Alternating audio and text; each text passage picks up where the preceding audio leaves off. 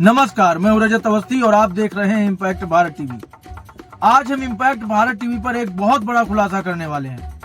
बांग्लादेश में इस वक्त के क्या हालात हैं, उन पर आपको हम ऐसी जानकारियां देंगे कि आपको भी लगेगा कि वाकई में हमारे देश में आखिर हो क्या रहा है और इस पर कोई बात क्यों नहीं कर रहा है।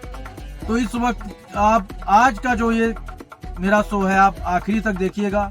चौंकाने वाले खुलासे मैं आज इस पर करने वाला हूँ। कैसे साजिश करके हिंदुओं को बांग्लादेश में जबरन जेल में डाला जा रहा है। वहां इस्कॉन के खिलाफ कैसी साजिशें हो रही हैं, उसी इस्कॉन के खिलाफ जिसने सालों साल भूखे लोगों को भोजन कराया। कुछ भी होता, कम से कम यही मान लेते वो लोग। लेकिन वहां की जो स्थिति समय बनी, मेरी सबसे ज्यादा उम्मीदें थी कि हमारे देश के नेता इस पर बात करेंगे, हमारे देश के नेता इस पर सवाल उठाएंगे और वहां की स्थिति के बारे में बात करेंगे। जब कर ही नहीं रहा है कोई, तो क्या करोगे। चैनल भी उस तरह से बात नहीं कर रहे हैं, न्यूज चैनल भी नहीं कर रहे हैं। लेकिन हम अपनी ये जिम्मेदारी समझते हैं और हम इस पर लगातार बात कर रहे हैं। कल भी मैंने अपने शो में आपको बताया था, पूरी खबर का, घटना का विश्लेषण बांग्लादेश से करके बताया था कि वहां के हालात कितने गंभीर हैं। लेकिन आज जो खुलासे मैं अपने इस शो में करने वाला हूं, आपको इससे पहले किसी ने नहीं बताया होगा, किसी भी चैनल ने नहीं बताया होगा, क्योंकि किसी का ध्यान उस पर नहीं है। राजनीति में लगे हैं, कौन सीएम बनेगा, कौन कहाँ क्या होगा, इसके अलावा किसी को कोई फर्क नहीं पड़ रहा है कि बांग्लादेश में हिंदुओं के साथ इतने बड़े अत्याचार हो रहे हैं। तो आज की ये जो बड़ी खबर है, आप आखिर तक देखिएगा, क्योंकि बहुत चौंकाने वाले खुलासे करें। सबसे पहले आपको बता देता हूं कि कट्टरपंथी लोग बांग्लादेश में सड़कों पर हैं। वो हिंदुओं पर अत्याचार कर रहे हैं, उनकी जान ले रहे हैं, उनके घरों को लूट रहे हैं, उनकी बहन बेटियों की इज्जत लूट रहे हैं, उनकी हत्या कर रहे हैं। यह सब चल रहा था।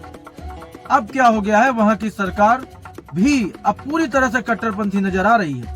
शुरुआत में लोगों ने कहा कि ये जो यूनुस है, ये ऐसा नहीं करेंगे, ये तो शांति दूत बन के आए थे ना जब उन्होंने सरकार बनाई थी अपनी। लेकिन नहीं, अब पूरा मामला ही पलटा हुआ दिख रहा है। सब ये सरकार की जो आर्मी है, पुलिस है, ये सब के सब जो है हिंदुओं पर अत्याचार करते नजर आ रहे हैं। ये दिख रहा है, साफ साफ दिख रहा है। और अब कैसे साजिशन लोगों के ऊपर गंभीर धाराओं में मुकदमे दर्ज कर करके उन्हें अरेस्ट किया जा रहा है, उन्हें जेल में डाला जा रहा है। हिंदुओं को ही, और कोई नहीं। कट्टरपंथियों के दबाव में आकर के या आपको सहयोग में आकर के वो सरकार, वहां का प्रशासन, वहां की आर्मी जबरन मुकदमे दर्ज कर करके जेल में डाल रही है। तो इस पर गंभीर चीजें हैं। इस वक्त बांग्लादेश में हालत बड़ी खराब है। इसी पूरी घटना पे कई चौंकाने वाले खुलासे मैं आज करने वाला हूं, आप सब देखिएगा।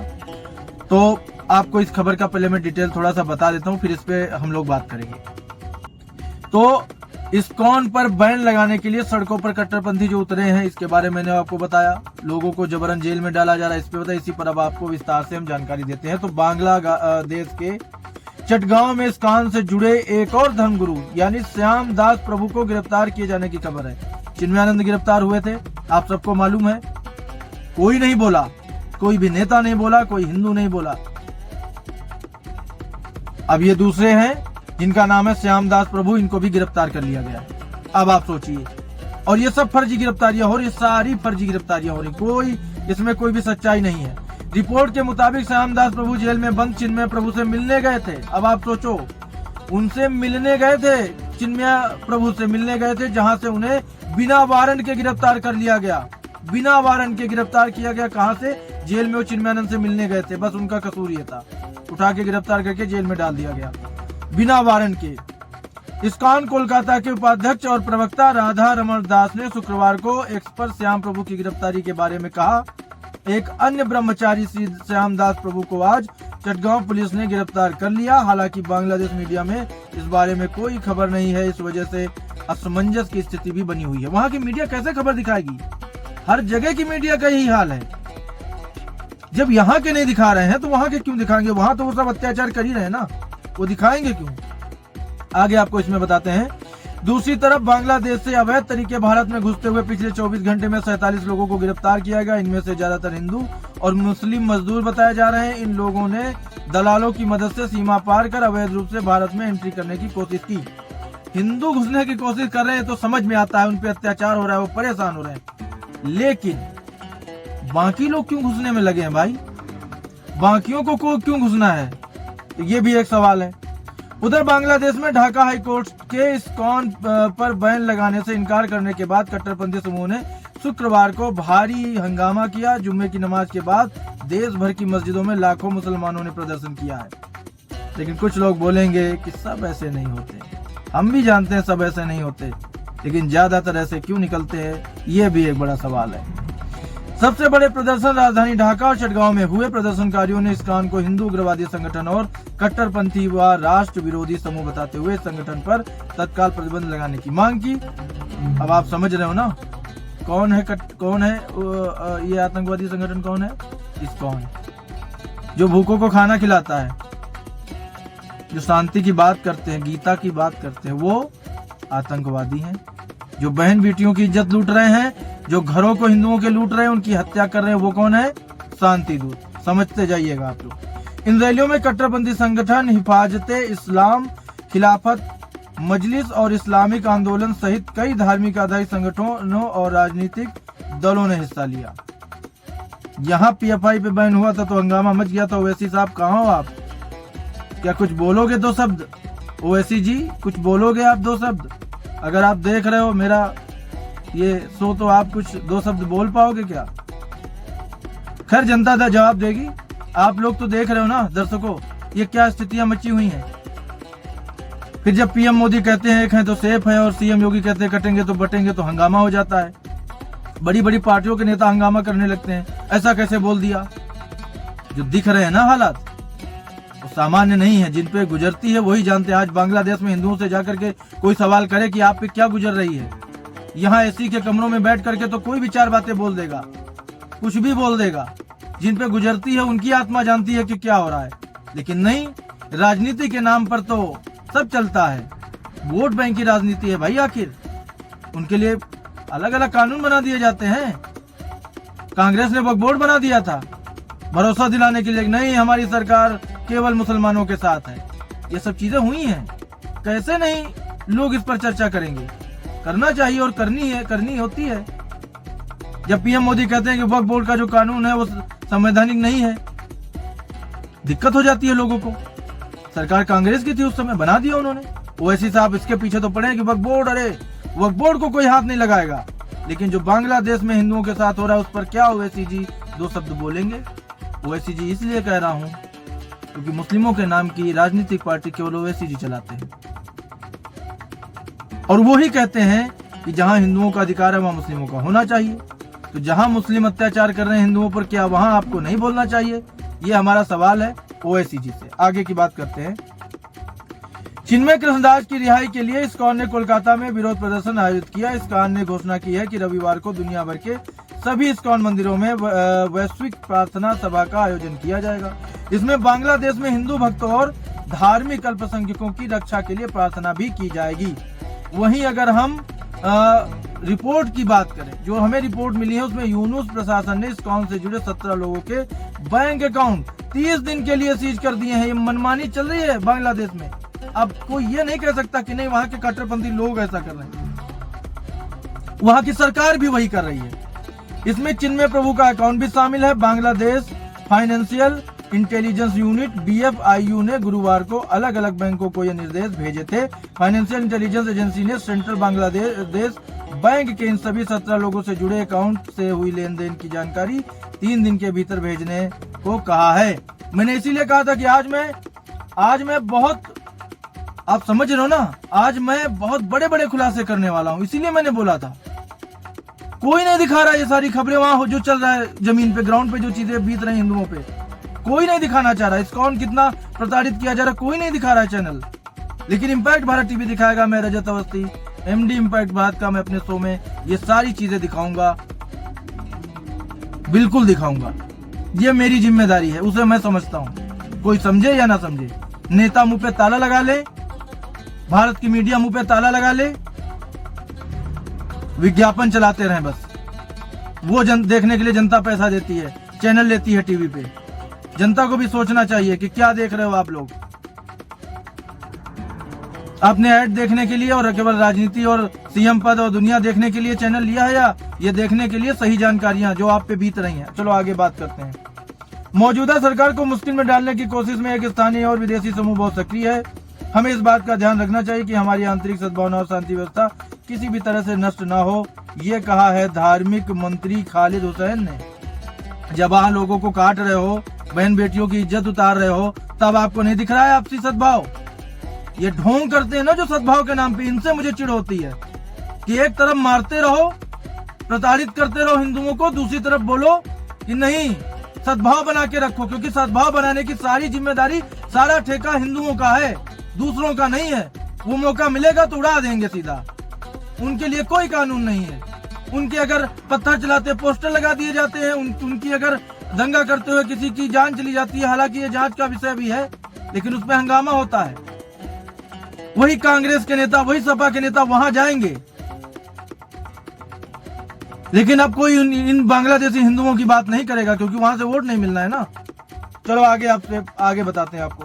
तो जो खालिद हुसैन है, उन्होंने ये भी कहा कि वकील की हत्या में शामिल किसी भी व्यक्ति को बख्शा नहीं जाएगा। उन्होंने ये बात शुक्रवार सुबह चटगांव के लोहागार में सैफुल इस्लाम की कब्र पर जाने के बाद पत्रकारों से बात करते हुए जवाब में कहा। आपको एक चीज मैं बताना भूल गया, वो आपको पहले बता देता हूँ, आप समझ लो अच्छी तरह से। जो चिन्मयानंद जी है ना, उनके जो वकील थे ना, उनको भीड़ ने मार डाला है। ये भी किसी ने नहीं बताया होगा, किसी चैनल ने। उनके लिए पैरवी कर रहा था वो, उसकी जान ले ली उन्होंने, उसकी जान ले ली उन्होंने। ये कोई नहीं बताएगा आपको। इसीलिए कह रहा हूं कि आज मैं बहुत बड़े बड़े खुलासे अपने इस शो में करने वाला हूं।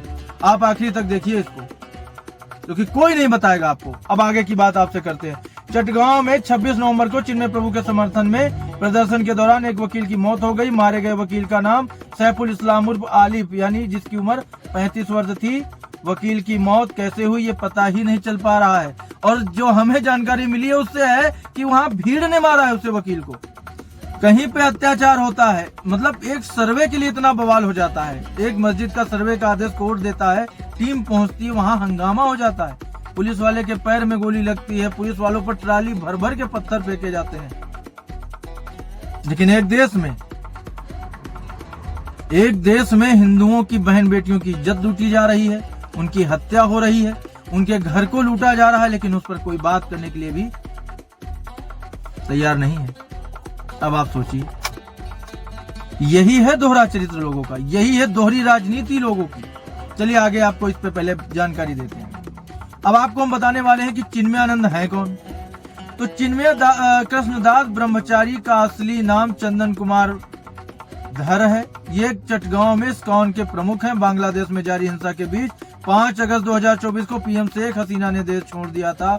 इसके बाद बड़े पैमाने पर हिंदुओं के साथ हिंसक घटनाएं हुई हैं।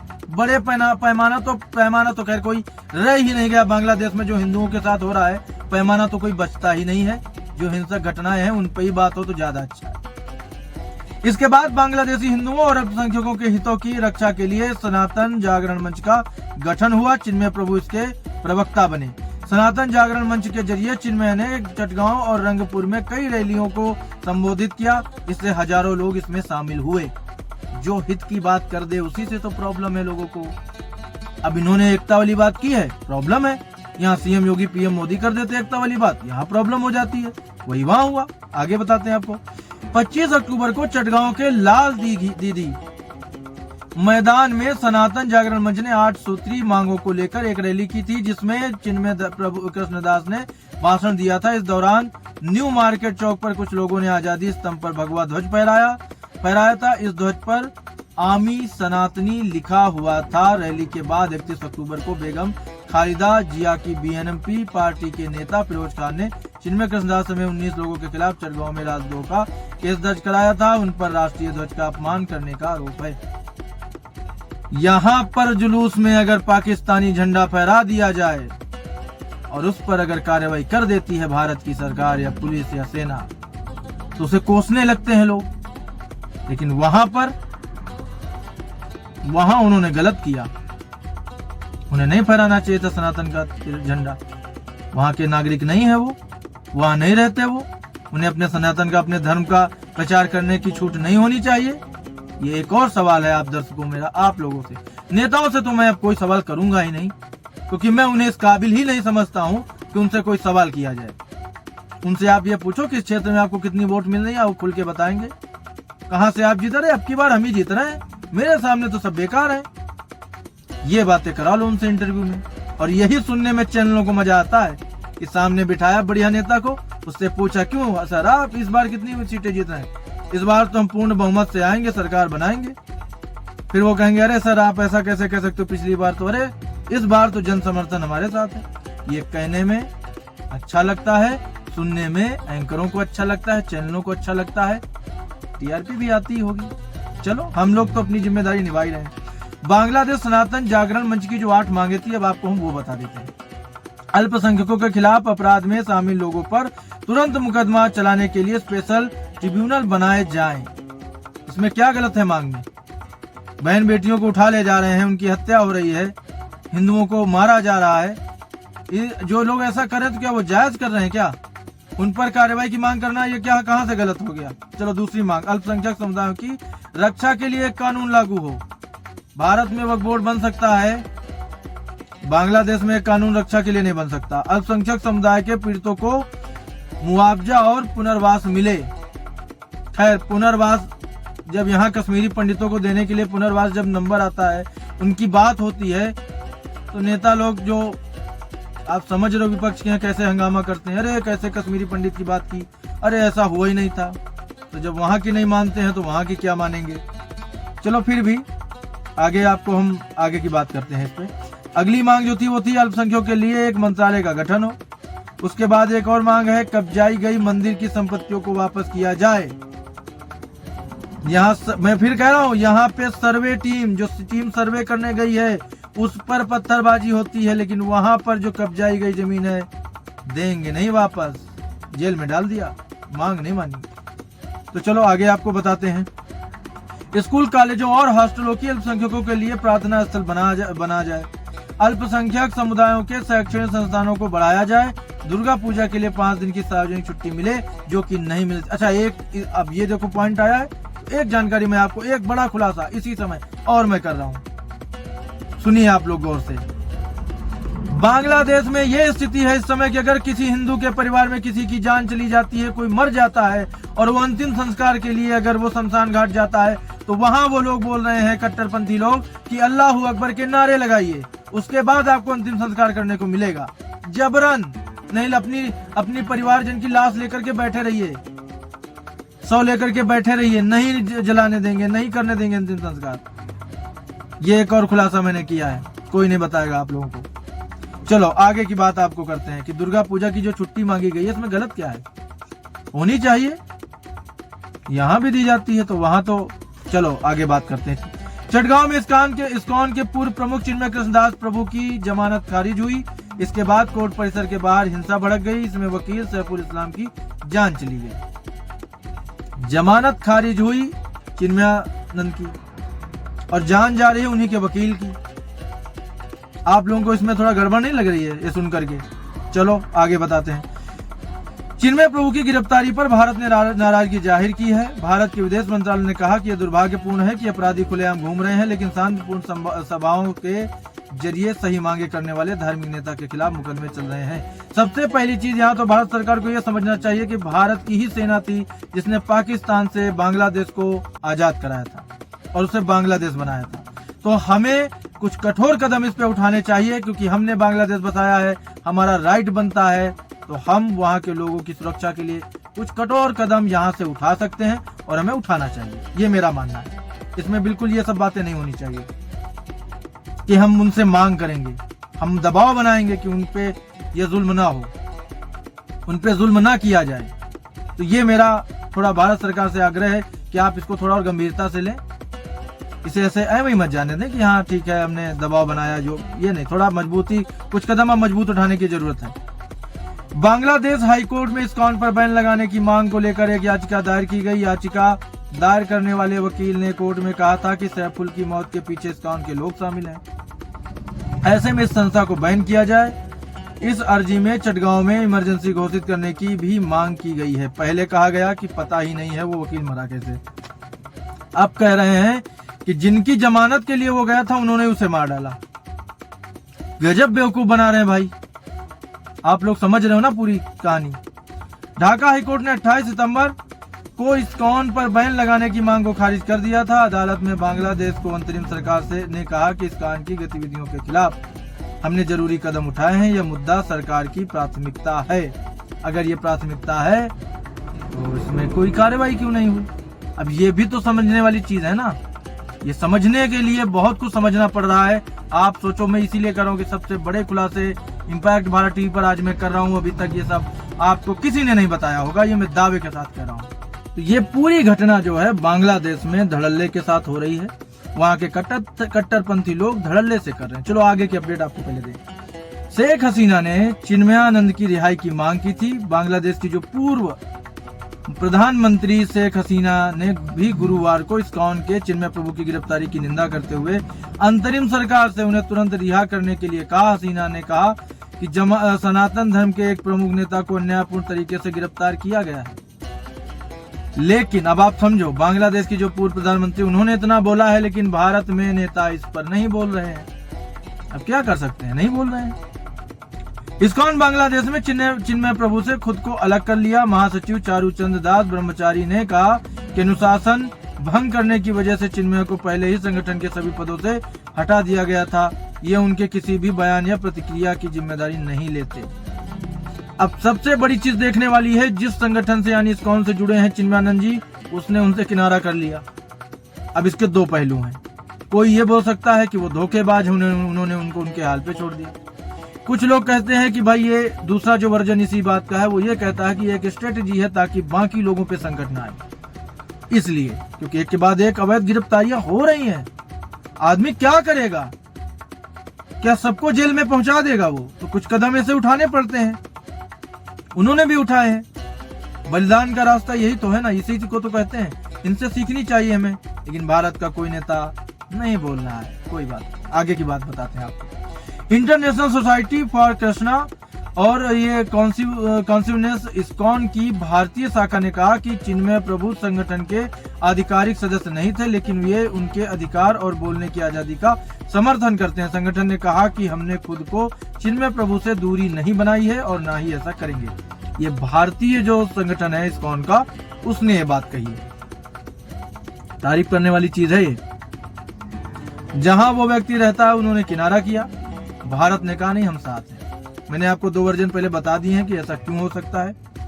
बांग्लादेश में इस्कॉन धर्मगुरु चिन्मय कृष्णदास प्रभु की गिरफ्तारी और हिंदुओं के हालात पर भारतीय विदेश मंत्रालय ने शुक्रवार को बयान दिया। विदेश मंत्रालय के प्रवक्ता रणधीर जायसवाल ने कहा कि भारत ने बांग्लादेश में हिंदुओं और बाकी अल्पसंख्यकों के साथ हो रहे व्यवहार को लेकर अपना विरोध जताया है। विरोध जताने से नहीं होगा, ये मैं बार बार कह चुका हूं। तो ये अभी तक की जो बड़ी जानकारी है मैंने आपको दी है। अब दर्शकों, आप लोगों को ये चीज समझनी है कि भारत में जब एक है तो सेफ है की बात होती है, बटेंगे तो कटेंगे की बात होती है, तो वहां पर लोगों को क्यों आपत्ति होती है? वो सही है या आज ये सही है? आप खुद इसको डिसाइड करिए। दूसरी चीज, मैं फिर ये चीज बोलूंगा, इम्पैक्ट भारत टीवी में उसका एमडी रजत अवस्थी, मैं हमेशा आपको सच्चाई दिखाता रहूंगा। किसी भी प्रकार से हमारे चैनल में मैं बाकी खबरें रुकवा दूंगा, लेकिन जो आपको जानकारी मिलनी चाहिए उसके साथ कोई समझौता हम लोग करने वाले नहीं है। ये आरए मीडिया नेटवर्क बिल्कुल भी नहीं करेगा। हमारे जितने भी चैनल हैं, हम हर जगह आपको सच्चाई दिखाएंगे ही दिखाएंगे। इसलिए अब आपको डिसाइड करना है कि कौन राष्ट्र हित में बात करता है और कौन केवल मजाक करता है। और इसमें सबको साथ आना पड़ेगा, एक होना पड़ेगा, एकजुटता से बात करनी पड़ेगी। बड़े दुख की बात होती है कि इतनी बड़ी घटनाएं बांग्लादेश जैसे देश में हो रही हैं, हिंदुओं पर अत्याचार हो रहे हैं, लेकिन कोई उस पर बात तक नहीं करना चाहता। सब सुबह अपना काम पे जाते हैं, शाम को घर आते हैं, टीवी देखते हैं, अरे बेचारों के साथ गलत हो रहा है, ये बोल के सो जाते हैं। वो बेचारे हैं, कल को वहां हो रहा है, आपके साथ हुआ होता तो? जब खुद पे बीतती है तब ये चीज अनुभव होता है, इस चीज को, ये चीज समझ में आती है कि यार कोई तो मेरी मदद कर दे। तो अगर आज आप किसी की मदद करोगे, आज आप किसी के लिए आवाज उठाओगे, तो कल भगवान आपके लिए किसी न किसी को आवाज उठाने के लिए, मदद करने के लिए भेजेगा ही भेजेगा। लेकिन उसके लिए आपको भी आज आवाज उठानी पड़ेगी। जिस भी फील्ड में आप हैं, जिस भी तरीके से आप कर सकते हैं। मैं हमेशा एक चीज बोलता हूं कि इस देश ने हमें बहुत कुछ दिया है, बदले में इसकी अखंडता बनाए रखने के लिए, इसको आगे ले जाने के लिए हम जिस भी फील्ड में हैं उस फील्ड में कुछ ना कुछ कर सकते हैं। अपने स्तर से कुछ ना कुछ योगदान हर जगह से कर सकते हैं, तो हमें करना चाहिए। और हमें हमारे देश पर गर्व होना चाहिए, हमें हमारे धर्म पे भी गर्व होना चाहिए। और हमें समझना चाहिए कि बंटवारे की राजनीति करके लोग अपनी कुर्सी बचा के, कुर्सी पे बैठ के राज करके मजे करके चले जाएंगे, लेकिन उसका नासूर, उसका दर्द, उसका नुकसान आने वाली पीढ़ियों तक को भुगतना पड़ा है और आगे पड़ेगा। नेताओं का क्या है?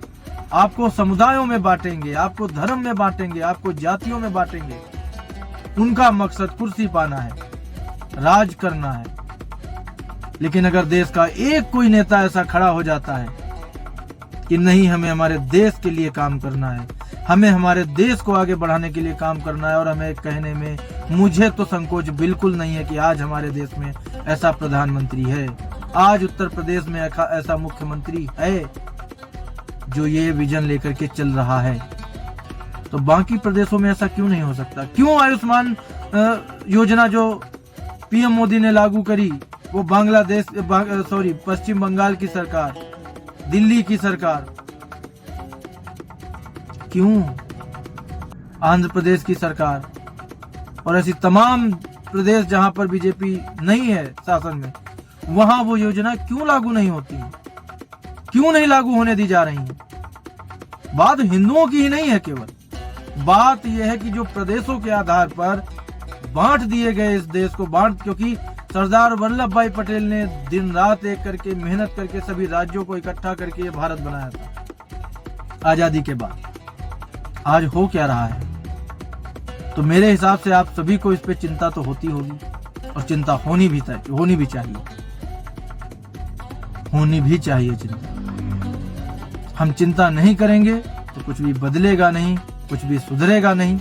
इसी उम्मीद के साथ आज मैं अपना एपिसोड यहीं पर समाप्त कर रहा हूं कि आप लोग इस पूरी घटना पर गंभीरता से विचार करेंगे और अधिक से अधिक लोगों तक ये पूरा एपिसोड पहुंचाएंगे, ताकि वो देखें कि बांग्लादेश में हिंदुओं पर जो अत्याचार हो रहा है उसकी पराकाष्ठा पार हो गई है, उसकी सारी सीमाएं पार हो गई हैं, और हमें अब एकजुट होकर आवाज उठाने की जरूरत है।